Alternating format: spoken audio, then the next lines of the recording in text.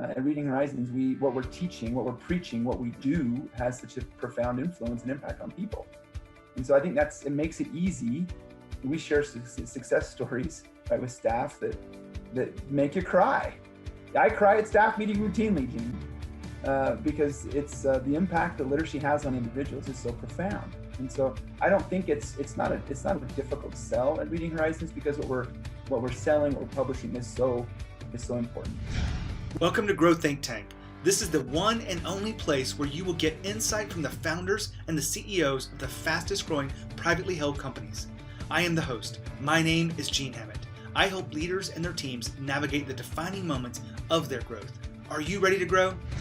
Today we talk about impact before profit. Now, your employees definitely want to get paid consistently. Sometimes they want to get paid a lot, but you want to make sure you're creating a space where you're making an impact in the world, because that mission-driven company that really helps you connect people together and for you to overcome challenges is a powerful force. I love to talk about mission-driven companies. Today's focus is impact before profit. We're here with CEO Tyson Smith of Reading Horizons, the same company that you probably grew up with as a child, as I did, in different doctors' offices. These Reading Horizons are still around and really want you to understand that they believe in impact before profit.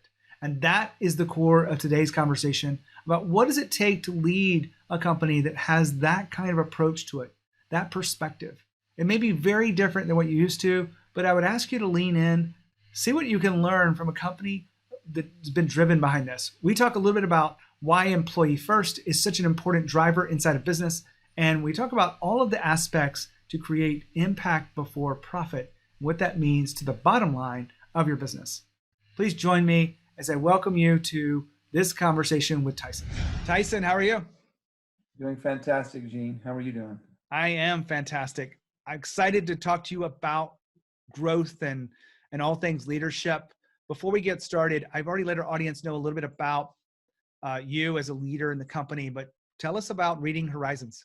Love to. Reading Horizons is an education publishing entity. We publish products that teach people to read, whether they're children who are first learning how to read, or who may be struggling with reading, or teenagers and adults who may be struggling to learn to read. That's our focus. So we publish software, we publish manuals for teachers, books for students, training for teachers, and that's our universe, teaching people how to read. Well, this company's been around for ages. I think I remember this from my kid. How long have you been around? Since 1984, 35 years. Okay. 30 years this year. I had learned to read before that.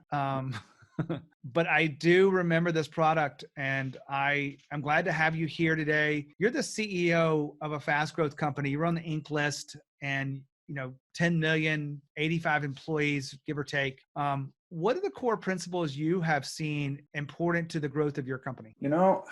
I'll tell you, as a company, like many, we cling to values. We have some fantastic values that guide the decisions that we make as leaders in our company. Outside of some of the traditional values, we also cling to what we call its impact. We talk a lot about purpose and impact over profit at Reading Horizons. And so, I went through business school, Gene, my undergrad. I did an MBA, and everything it's always about maximizing shareholder return. And at Reading Horizons, we are a little unique that way, in that I can honestly say I don't have a profit goal for the year. We have revenue targets because they're a measure of our impact, but that principle of focusing on people and purpose at Reading Horizons, I think it's something that has defined us, and it's propelled our success, not allowing some of the traditional mindset of profit first to cloud our thinking and to cloud our judgment and to impair our ability to help people learn how to read. Hold on for a second. Tyson just talked about purpose. Do you have a purpose in your business?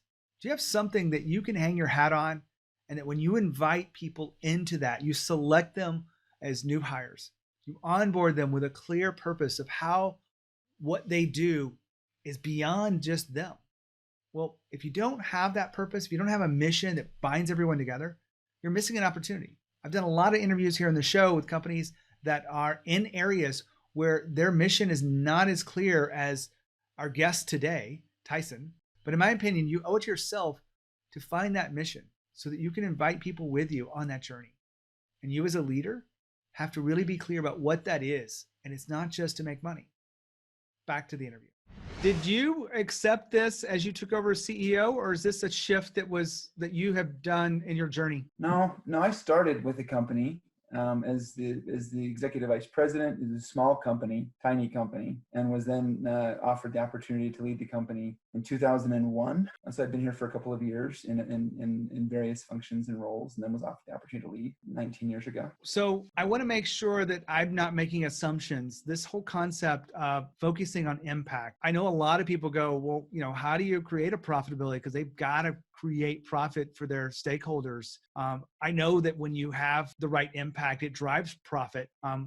How do you wrestle with that relationship? Well, I'll say, first of all, we're very fortunate. We're very fortunate because impact, when Reading Horizons, when we talk about impact, it's people's lives we're talking about, right? The inability to read is, it's such for those of us that have never experienced that, we really don't have any idea what it would like, especially to be an adult who can't read, and to have the opportunity to impact individuals like that. It's such a profound impact so I don't know that for every company, this discussion about impact would have the same sway, Gene, because at Reading Horizons, what we're teaching, what we're preaching, what we do has such a profound influence and impact on people. And so I think it makes it easy. We share success stories, right, with staff that make you cry. I cry at staff meeting routinely, Gene, because it's the impact that literacy has on individuals is so profound. And so I don't think it's not a difficult sell at Reading Horizons, because what we're selling or publishing is so important. Well, that makes sense, because when we were talking earlier, Tyson, I asked you about where you were on one of my 10-point matrix for mission, and you had said you were a 9. I think you were probably being generous there, because the mission of teaching people to read is really big. We all take it for granted for the most part, I think. But when you think about this purpose of the business, what does it do for your employees and the culture? I believe that most of us, when we enter the workforce, maybe we start out with the intent of providing for ourselves and our family. But I think for most of us, if we don't find something with real purpose, ideally early on, something that aligns with passion, something that really that churns inside of us, we can find something with purpose. It changes our motive. Work doesn't feel like work when you're doing something that you feel is making a real difference. And so I do believe that having a purpose, and all sorts have come to Reading Horizons over the years. We have individuals who absolutely just jump on the mission from day one, and they're just pushing it, and others that over time it evolves and they grow, and the mission grows on them. And then others that maybe even you've asked them after 5 or 10 years at Reading Horizons whether or not the mission really matters to them. They may say, yeah, it's important, but I also just love to write great code.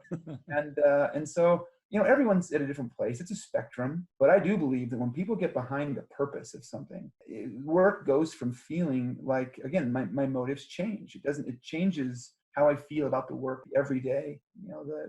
The metrics, as you were saying, Gene, what's required of me. I see that there's real value that I'm bringing to other people. And I think that there's a higher level of performance that comes when we're working in a cause that's bigger than what we feel we are, right? The sum is greater than the whole is greater than the sum of the parts. My wife is Amanda, and she works on the team, and she works with a lot of our companies that are bigger. And one of the challenges they have is the younger generation coming in. I would imagine you guys have embraced hiring the millennials and the generations after that are coming into the workforce. There's a real need to have focus there, right? To have a purpose with the work. Have you seen that with your younger generations? Without question. They have, we've had more options right now than ever in history, right? There are so many options for anyone coming into the workforce, and they are more purpose. They've recognized that, I don't want my 40 years in the workforce to be solely income, right? Or resume building.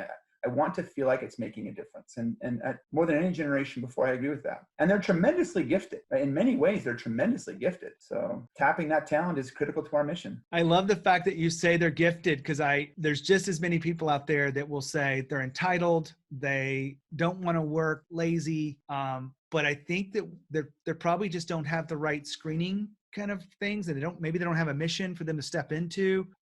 What have you learned along your journey of hiring people that are really impact driven over this other metric of profit? And I would not disagree but it's not just the millennials, right, who can be entitled. I think there is more of that because of the years, this last few decades of growth and affluence, and there's just been a lot of opportunity. And so I'm not going to disagree with that, but it's not just the millennials, right? It's anyone. And I do believe, though, if you're trying to put together a recipe for success, and again, Gene, I don't typically suggest, we don't typically hire on just qualifications, right? Education and experience. We try and hire on character. How does this person rank when it comes to character? And that's hard to ascertain at times, right? You can ask some questions and call references, but that really is how we try to hire. If we feel like we've got someone who really exhibits some strong character, regardless of their education, their experience, we'll hire them. We try and hire people who fit our culture, that are kind, and people who can be, because we'll teach them. I mean, routinely we teach them what they need in order to flourish at Reading Horizons. But if they'll bring just a few, the characteristics that are, honest and kind and willing to get behind something and work, those are characteristics we can work with. And then when you put them into an environment where impact is key and purpose is really driven home, and it doesn't matter if they're 18 or they're 28 or they're 48, those individuals, those characteristics, you find those in individuals, and they're going to get behind the purpose and drive the mission of the company. So yeah, I have people in my leadership team, directors, who started in their early 20s and with limited education, and have just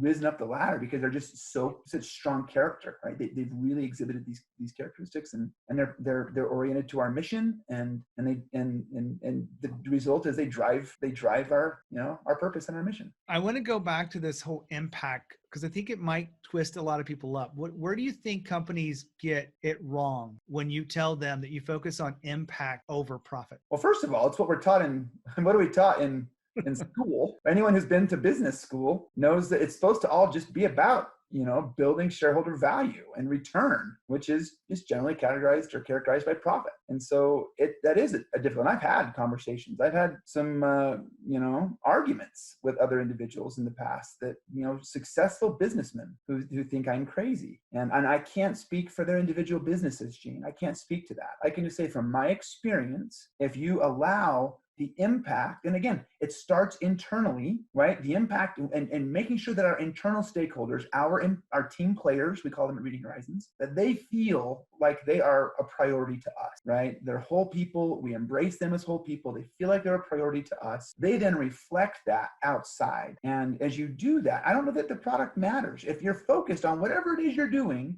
but the impact and the purpose of what you're doing is you instill that in the hearts of the people who are taking it to your customers. Then I think everyone, regardless of product, impact is impact. And whatever your goals are, if you get the right people in the right seats and you give them that attention, and that we preach love, trust, and respect at Reading Horizons. Everyone should feel loved and trusted and respect, and that as they do, they reflect it to the customers. And again, I think it's a formula for everyone wins. I was on the phone just 2 weeks ago. I called 20 of our best customers, 20 of our best districts around the country who use Reading Horizons and who are struggling with this pandemic. Their teachers are teaching at home now.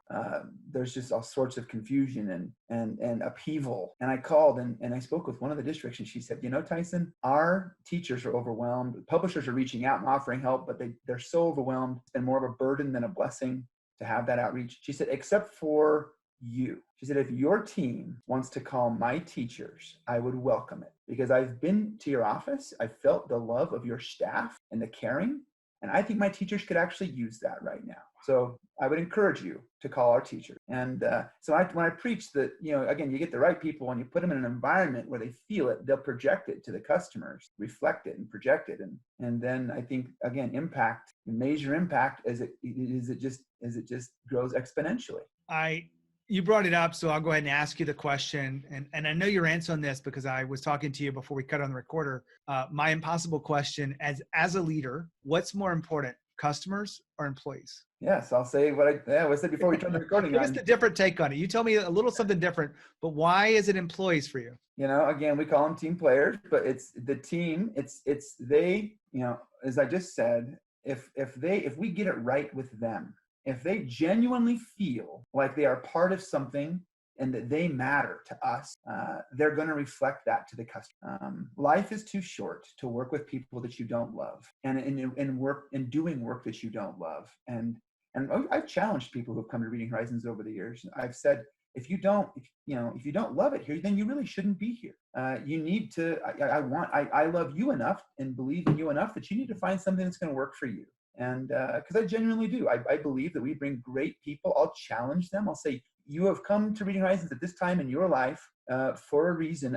And let's explore that. What are you doing here, and how can you bring value to our mission? I think we have great leadership in the company that really does help our folks to feel loved and trusted and respected. And when they do, they reflect it now to the customer. That's why we get comments like that school district, right, saying, we'd love to have you reach out, because our people are genuinely interested in our customers, because we're genuinely interested in them. It reflects from the what we do internally. I love this unique brand of leadership. And the reason I say it's unique is because I think too many organizations are focused on the profit, the metrics, which to me is really a symptom to a well-run organization. And what you're talking about is we focus on running the company, developing the people, and really making an impact with our customers. That's our number one. The cause and effect of it. The effect is the money comes in, it's profitable, but the cause is where we focus our attention. I want to turn the moment on you for a second. And I ask this, occasionally, tell us a defining moment in your own leadership where you had to let go of something about the way you thought about leadership or the way you thought about it, and really challenge your own thinking that allowed you to grow to a new level. I think maybe I might begin by suggesting that I think all sorts can lead. I think one of the main characteristics of someone who's willing to step out and lead, I think maybe the most important thing is you find something that just you're passionate about, right? The most introverted, subdued personality can step up and lead if you find what she or he really is passionate about, and you challenge them a little bit, and they can lead. I mean, it's amazing what can happen. And in my own leadership and my opportunities that I've had to lead, that's where I have been most, just bold in my leadership. It's where I felt something inside of me that a fire, right, that just lights in you. And as I think about that, my time at Reading Horizons, back in maybe 2000, 2001, I got to go and visit. I was called up to do a presentation for some district administrators and some legislators at a juvenile detention facility in Skagit County, Washington. And they led me through the jail to this little classroom, and there were me and maybe 6 or 8 or 10, folks from districts and legislators and so forth. And I did my little dog and pony show. And at the end of my presentation, 3 of these juvenile offenders stood up to take questions from the visitors. And as I sat and listened to their response to learning how to read while they were locked up in juvenile detention, it changed how I felt about my life, my career, what was important to me. And to hear them say things like, when I go back to my cell, I can read chapter books, not just picture books. And my cellmate knows I can read chapter books. These ask questions like from these legislators, like, what are you going to do when you get out? And what's going to be different? I feel like I could go fill out a job application or take a girl on a date and read the menu, right? Read a street sign to get myself to the job, interview. And so I sat there and listened to this and thought, you know what? There's a need here. Individuals who fall under our radar because they can't read. We don't know their story. All we see is this rough looking kid who's put himself, and made some bad decisions. He's now locked up, and what's his life going to be? And what prospects does he have if he can't read? And so in my leadership, Gene, I've had a lot of opportunities over the years to do different things, but when you find something that strikes a chord, and that was defining for me. That experience struck a chord for me. I came away feeling like somebody has to care about those kids. And as we do, the impact on our society, our communities, we all want to be happy, right? We're all seeking for happiness. Well, if you can teach people how to read, what does that do for them and their kids and their family and for our community at large, right? The happiness that we feel as a community at large. So that was defining for me. I can see it. I mean, I get a little teary-eyed when you just telling this story, because I can just imagine you being able to see the being a catalyst to the growth of someone, and hopefully knowing that they're not going to be back into some adult version of this jail because they've learned to step forward and make better decisions because they can read now. I can see the power of that, carrying it back into the organization and you sharing the stories that have like this. And it's not just your stories. I would bet a good percentage of your employees could tell similar stories about where they have been really touched by what you're doing as an organization. I know there's an argument out there, Tyson, that some companies don't have this mission the way you do. A lot of people ask me about my own mission and what I'm doing, but I think it's there for most people if they really look for it. Would you agree to that? I mean, you're teaching people to read, but there's other companies out there that are like, we're lending monies to businesses. There's still a mission behind that. Would you not agree with that? Without question. I think there's, and whenever I see our banker, Gene, he hears the stories. Partially because they just ooze out of me, but also because, it is true. I need him, right? We need him. And in a very real sense, he helps to contribute to what we're doing at Reading Horizons. And no, you're right. I think you can work with purpose and mission and passion regardless of what you're doing. If it's when you find that, right? When you find something that helps to drive you, then regardless of the industry, I think everyone, we all have purpose and meaning. And yeah, I think that's when you find it, you cling to it. There's no question that you cling to it because it gives it your work and your everyday a whole different taste. Tyson, I appreciate you sharing your wisdom, and that perspective of mission and impact over profit really does mean a lot to me, hopefully to the audience as well. And thanks for being here. You're welcome, Gene. Thanks for having me. I love interviews like this that kind of get me a little bit emotionally connected to this.